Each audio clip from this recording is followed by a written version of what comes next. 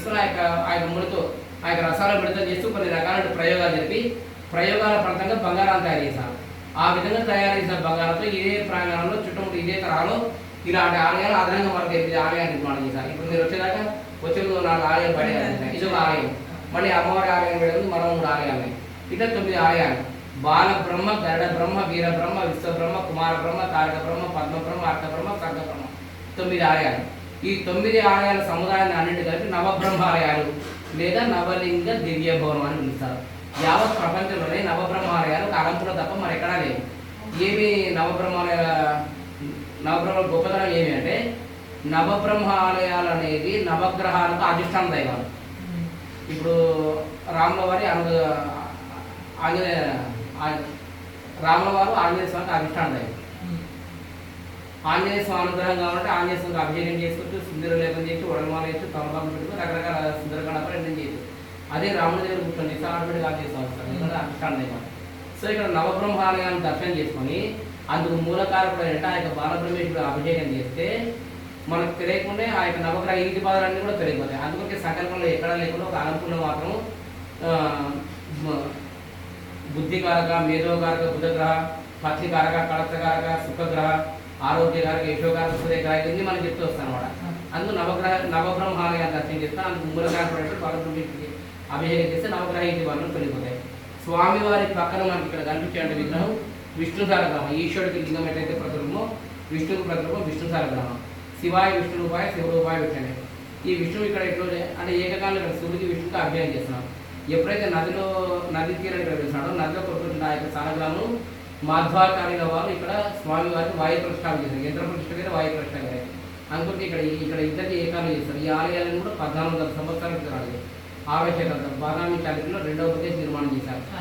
చాళుక్యులు క్షేత్రానికి దక్షిణ కాశీ, కాశీతో సమానంగా చేస్తారు ఈ అలంపురం. బ్రహ్మేశ్వయం సవిశ్వేష, కాశీలో విశేషుడు, అలంపురంలో బ్రహ్మేశ్వరుడు. సా కాశీ హేమలాపురం, అక్కడ కాశీ, ఇక్కడ హేమలాపురం. ఈ అలంపురానికి కూడా హేమలాపురం. హేమ అంటే బంగారం తయారు చేస్తారు. ఏమైనా వాస్తవం మనకు తెలియదు, కానీ విగ్రహం కింద స్వామివారి కింద స్వర్ణాలయం ఉంది అని చెప్తారు. అందులో రైతలింగము, వజ్రలింగము, స్ఫటికలింగము, మరకతలింగము, అక్కడ వెండిలింగం ఇవన్నీ ఉన్నాయని చెప్తారు. ఇవన్నీ ఆకాశం వాళ్ళు చేస్తున్నారు. అనంతపద్మనాభ స్వామి స్థానం నిలబడిన మనం ఉంటుంది. ఇట్లా ఈ సోమవారం ఉంది అని చెప్తారు. దాదాపు అలంపురం యొక్క గొప్పతనం ఏమంటే గ్రామదేవత ఎల్లమ్మను మొదలుకొని జగత్తుటువంటి పార్వతీ పరమేశ్వరుడు లేని ఆలయాలు. అలంపురం అన్ని ఆలయాలు ఉంటాయి. వెంకటేశ్వర స్వామి, వేణుగోపాల పార్వతీపురం, సూర్యనారాయణ స్వామి, దక్షిణామూర్తి. అలంపురం అనేది ఒక ఆలయం కాదు, ఒక రోజు మొత్తం కేటాయించారు.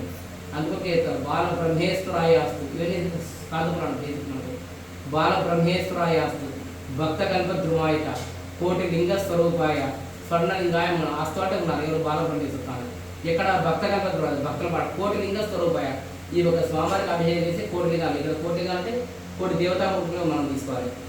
అలాంటి కోటి దేవతామూర్తులను పూజిస్తే ఎలాంటి ఫలితం వస్తే అలాంటి ఫలితం వస్తుంది. స్వర్ణలింగాయ మంగళం విశేషించి అలాంటి లింగం బంగారలింగం కాబట్టి కిందోడు స్వర్ణలింగం చెప్తున్నాడు. పైన విగ్రహం నుంచి బంగారం పెరిగింది. ఇవన్నీ శాస్త్రీయ మన ప్రమాణాలు. స్వర్ణలింగాయ మంగళం ఉన్నతమైన స్థానం అన్నమాట. సో స్టార్ట్ చేద్దాం.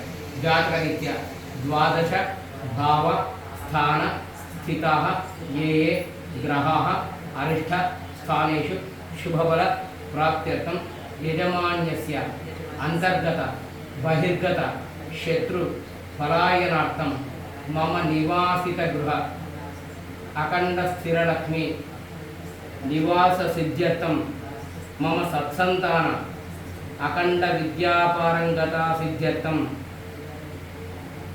మమ యజమాన్యస్య అంతర్గత బహిర్గత శత్రు పలాయనార్థం జనాకర్షణ ద్వారా రాజ్యాధికార యోగ్యత సిద్ధ్యర్థం బుధాదిత్య యోగ్యత సిద్ధ్యర్థం అన్యోన్య బ్రాహ్మణ సహాయన భక్తిపూర్వక విశేషిత మహారుద్రాభిషేక పూజాంచ కారయిష్యే.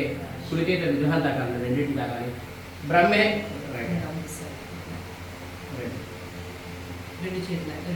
రెండు దాకాలి.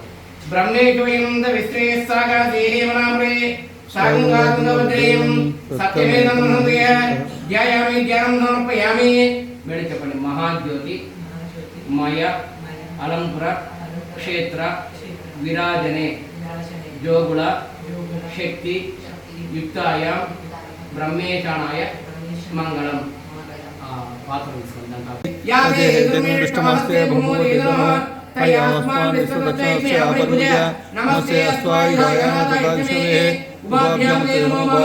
सदाशिवाय श्रीमन् महादेवाय नमः मृत्युंजयाय रुद्राय नीलकंठाय शंभवे अमृतेशाय शर्वाय महादेवाय नमो नमः बुधस्य दीर्घ बुद्धिंच मंत्रे मंत्रे रहस्यंच शुक्र सौख्यंच शनि शांतिंच राहु राज्यंच केतूनां प्रबलम सहस्र गावो विभवन महाविष्पयास्त विपणे बृहस्पति